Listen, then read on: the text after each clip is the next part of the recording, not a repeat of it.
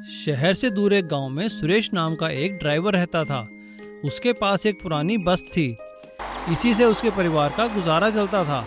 एक दिन सुनो जी, हमारी बेटी तो बहुत होशियार निकली। रजनी अपनी कक्षा में प्रथम आई है। प्रथम आने पर स्कूल ने उसे पुरस्कार भी दिया है। ये देखो। अरे वाह, बहुत बढ़िया बेटी, मुझे तुम पर गर्व है। पिताजी, अब तो मुझे बस चलाना सिखा दो प्लीज। हाँ, जरूर सिखाऊंगा। और सुरेश अगले ही दिन से रजनी को बस चलाना सिखाने लगता है। कुछ ही दिनों में रजनी बस चलाना सीख जाती है। कभी कभी रजनी भी बस में लोगों को बिठाकर शहर छोड़कर आती है। एक दिन जब सुरेश बस को लेकर गांव वापस आ रहा था, तभी जोरों का आंधी तूफान आ गया। तूफान की वजह से उसे सड़क दिखाई नहीं दी और उसकी बस जाकर एक पेड़ से टकरा गई। सुरेश को बहुत चोट आई और उसकी बस का भी काफी नुकसान हुआ। रजनी, तुम्हारे पिताजी को बहुत चोट आई है। इन्हें ठीक होने में कई महीने लग जाएंगे बेटा। अब समझ नहीं आता घर का गुजारा कैसे चलेगा। माँ, तुम फिक्र मत करो, मैं बस चला लूंगी। पर हमारी बस भी तो पूरी तरह से टूट गई है और इसकी मरम्मत में तो काफी खर्च लगेगा। हम नहीं कर पाएंगे बेटी। ठीक है माँ, तुम चिंता मत करो, मैं कुछ करती हूँ। अगले ही दिन रजनी पुरानी बस को एक कबाड़ी को बेच देती है और उससे मिले पैसों को लेकर बस के शोरूम में पहुंचती है। जी मैडम, बताइए आप क्या लेने आई हैं? क्या आप बस खरीदने आई हैं? जी हाँ, मुझे एक बस खरीदनी है। लेकिन आप लड़की होकर बस खरीदेंगी? हाँ तो क्या हुआ, अब लड़कियाँ कुछ भी कर सकती हैं। मैं भी बस चलाना जानती हूँ। आप चाहें तो मेरी परीक्षा भी ले सकते हैं। नहीं, मुझे आप पर यकीन है। आइए, मैं आपको बस दिलवाता हूँ। कैसी बस लेंगी आप? मुझे एक डबल डेकर बस चाहिए। Double decker? लेकिन वो तो बहुत महंगी आती है। मैं जानती हूँ डबल डेकर बस बहुत महंगी आती है और मुझे वही चाहिए। अगर आप मेरी बस खरीदने में मदद करेंगे तो मैं वादा करती हूँ हर महीने किश्त की रकम आपको खुद देने आया करूँगी। मैनेजर की मदद से रजनी एक डबल डेकर बस खरीद लेती है और उसे लेकर गांव आती है। उसकी माँ बस देखकर बहुत खुश होती है। अगले ही दिन से रजनी सुबह शाम दोनों समय लोगों को बिठाकर शहर से गांव और गांव से शहर ले जाने का काम शुरू करती है। अब वह दोपहर को भी बस चलाने लगती है। इस तरह वह दिन में 3 चक्कर लगाने लगती है। उसकी बस डबल डेकर थी, इसलिए लोग भी ज्यादा आने लगे। इस तरह रजनी की खूब कमाई होने लगी और रजनी हर महीने अपनी किस्त शोरूम में जमा कराने लगी। यह देखकर शोरूम के मैनेजर ने कहा, रजनी तुम बहुत समझदार हो। मैंने सुना है तुम 12वीं कक्षा में अपने स्कूल में प्रथम आई थी, फिर भी तुम बस चलाती हो। इसमें क्या बड़ी बात है, मेरे पिताजी भी बस चलाते थे और मैं भी बस चलाना जानती हूँ। लड़कियाँ किसी से कम नहीं होती। अगर उनका बेटा होता तो वो भी यही करता। मैं भी यही करूँगी, अपने पिताजी की मदद। तुमने ठीक कहा बेटा रजनी, ऊपर वाला तुम जैसी बेटियां सबको दे। गोविंदपुर नामक एक गांव में चारों ओर पहाड़ ही पहाड़ हुआ करते थे। सरकार के कहने पर गांव के सरपंच ने उन पहाड़ों को गिरवाकर गांव वालों के लिए घर बनवाना चाहते थे। सरपंच उनके बड़े बेटे चेतन से कहते हैं, चेतन, इन पहाड़ों को गिराने के लिए ड्रिलिंग मशीन में काम करने वाले लोग चाहिए। तुरंत ड्रिलिंग मशीन से काम करने वालों को काम पे लगा दो। इस तरह से बहुत सारे लोग ड्रिलिंग मशीन लेकर पहाड़ खोदने शुरू कर दिए। इसी तरह बहुत दिनों तक काम चलता रहा। चेतन, ड्रिलिंग मशीन वालों को जल्द से जल्द काम खत्म करने के लिए बोलो, नहीं तो सरकार फंड रिलीज नहीं करेगी। एक दिन ड्रिलिंग का काम चलते समय एक ड्रिलिंग वाले को पहाड़ के अंदर सोना दिखाई दिया। ये बात सरपंच तक पहुंच गया और सरपंच तुरंत सारे ड्रिलिंग मशीन वालों को घर भेज दिया। चेतन, हमें इस सोने की खदान को अपने कब्जे में ले लेना चाहिए। कल गांव के लोगों के साथ एक समावेश के आयोजन करो। ऐसा बोलकर सरपंच ने गांव के सभी लोगों को एक अहम बात बताने के लिए बुलवाया। सरकार ने हमें नोटिस भेजी है कि घर बनाने की योजना रद्द कर दी गई है, क्योंकि सरकार के पास फंड ज्यादा नहीं है। आप लोग घबराइए नहीं, मैं कल शहर जाकर सरकार से बात करूंगा। ऐसे ही झूठ बोलकर सरपंच ने गांव वालों को धोखा दे दिया।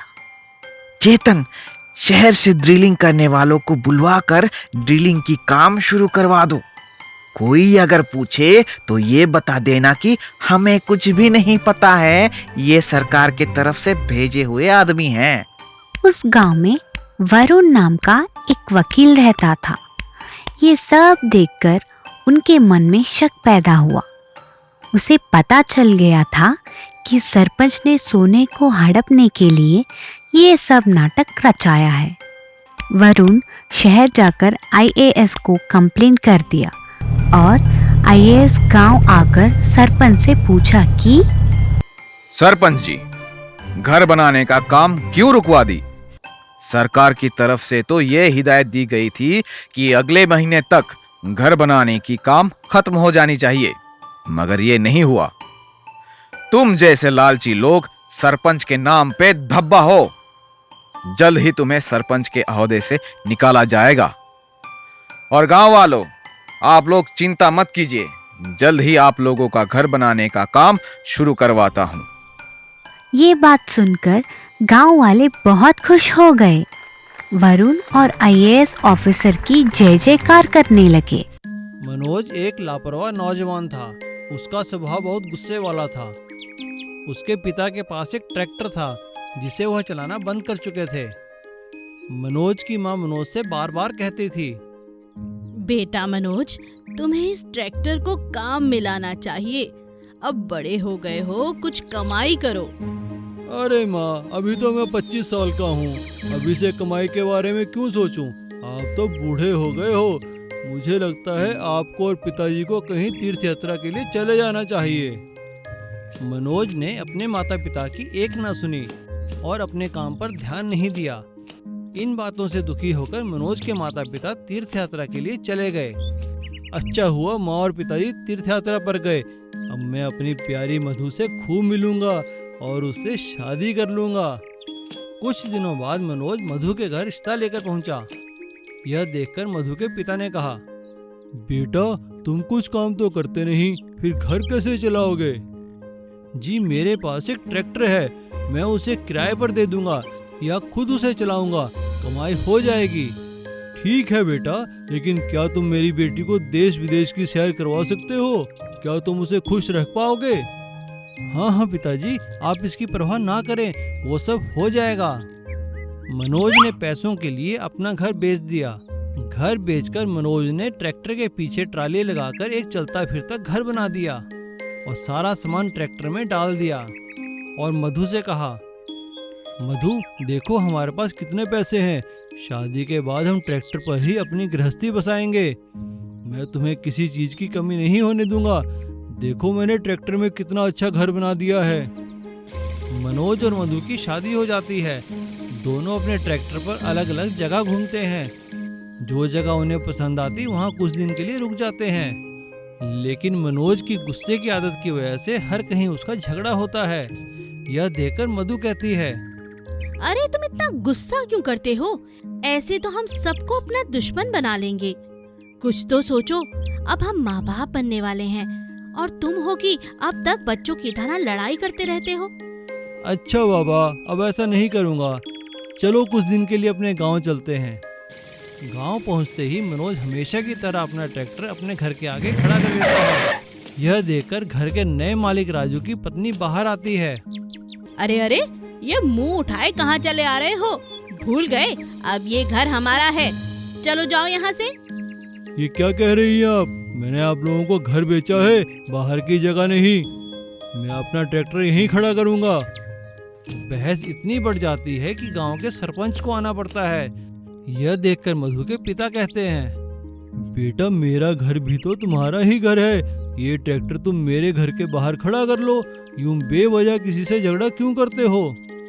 बुरा मत मानिए, आपका घर मेरा घर नहीं है, वह तो मेरा ससुराल है। मैं तो ट्रैक्टर यहीं खड़ा करूंगा।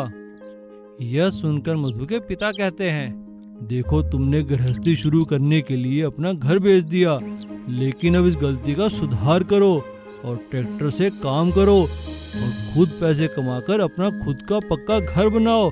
ठीक है पिताजी, मैं समझ गया, अब से मैं यही करूँगा। अब मनोज की समझ में आ चुका था कि ट्रैक्टर पे चलते फिरते घर से कभी गृहस्थी नहीं बसती, उसके लिए एक स्थायी मकान होना आवश्यक है। Mini truck. राजेश एक रिक्शा ठेला चलाता था और एक फैक्ट्री में सामान को इधर से उधर ढोकर ले जाने का काम करता था, लेकिन रिक्शा चलाने की वजह से उसे बहुत थकावट होती थी और वह हमेशा सोचता था, इस तरह काम करने में तो बहुत थकान होती है, मैं कमज़ोर भी होता जा रहा हूँ। काश मेरे पास कोई छोटा सा ट्रक होता जिसमें मैं सामान भरकर इधर से उधर सप्लाई कर सकता, कमाई भी होती और थकान भी कम होती। ऐसा सोचकर राजेश ने पैसे जमा करने शुरू किए। 1 साल हो गया पैसा जमा करते हुए, देखता हूँ कितने पैसे हुए। अरे अभी तो सिर्फ 10,000 रुपये ही हुआ है, देखता हूँ इसमें कोई पुरानी लॉरी या मिनी ट्रक आता है कि नहीं। राजेश ट्रक खरीदने के लिए शहर जाता है। शहर में शोरूम का मालिक कहता है, अरे क्या तुम मजाक करने आए हो?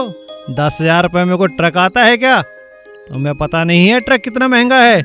इसमें तो मैं एक ट्रक का मॉडल भी नहीं दे पाऊंगा। अरे सेठ जी, मैंने बड़ी मुश्किल से पैसे इकट्ठे किए हैं, आप देखिए आपके पास कोई पुराना ही मिनी ट्रक पड़ा हो, आप कृपया करके वही मुझे दे दें। अच्छा ठीक है, तुम कहते हो तो ये देखो, यह एक मिनी ट्रक है, अगर तुम इसे लेना चाहो तो ले सकते हो। अरे साहब, इतने छोटे ट्रक का मैं क्या करूँगा? आप एक काम कीजिए, मुझसे पैसे ले लीजिए और किस्तों में मुझे ट्रक दे दीजिए। अरे नहीं नहीं, हमारे यहाँ कैश का काम होता है, किस्तों का नहीं। ये मिनी ट्रक चाहिए तो लो, वरना जाओ यहाँ से। राजेश मन ही मन सोचता है, मैं तो गांव में बड़ी अकड़ से बोलकर आया था कि ट्रक खरीद कर आऊँगा, अगर नहीं लेके गया तो मेरा मजाक उड़ाएंगे। चलो मैं मिनी ट्रक ही खरीद कर ले चलता हूँ। राजेश मिनी ट्रक खरीदकर अपने गांव आ जाता है। उसे देखकर सब हंसने लगते हैं। अरे राजेश, तू तो शायद ट्रक खरीदने गया था, ये क्या खरीद कर लाया है? अबे इसमें तो एक कार्टन भी नहीं आएगा। देख मनोहर, तुम मेरा मजाक मत उड़ा, मेरा काम है, मैं अपने आप संभाल लूंगा। ये इतना छोटा ट्रक इसका क्या होगा? क्या सारे पैसे बचा लिए और ये दिखावे का ट्रक ले आए हो? अरे नहीं भगवान, ये ट्रक बड़े ट्रक जितना ही है, बस थोड़ा छोटा है, मैं कल से इसी में सामान ढोऊंगा। लगता है तुम 10,000 के साथ अपनी बुद्धि भी शहर छोड़ आए हो। देखो तुम ज्यादा मत बोलो, मेरा काम है, मुझे करने दो, मैंने तुमसे कोई सलाह नहीं मांगी। अगले ही दिन से राजेश मिनी ट्रक में सामान ढोने लगता है और ज्यादा सामान ढोने के लिए वह मिनी ट्रक के पीछे अपना ठेला बांध देता है। अब राजेश रोज ही मिनी ट्रक के पीछे ठेला बांधकर सामान ढोने लगा। यह देखकर फैक्ट्री मालिक ने कहा, देखो राजेश, मिनी ट्रक के पीछे सामान ढोने में खतरा है, तुम कम काम करो, लेकिन ऐसा खतरनाक काम मत करो। अरे नहीं सर, कुछ नहीं होगा, मैं देखकर गाड़ी चलाऊंगा। लेकिन एक दिन जब राजेश मिनी ट्रक के पीछे ठेला बांधकर चला रहा था, तभी रस्सा खुल गया और सारा सामान गिर गया।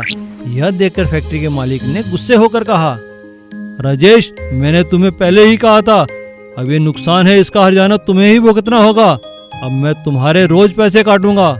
राजेश अब पछता रहा था, काश मैं उस दिन मिनी ट्रक के लालच में नहीं पड़ता, थोड़े और पैसा जमा करके बड़ा ही ट्रक खरीदता तो मेरा नुकसान ना होता। Please subscribe.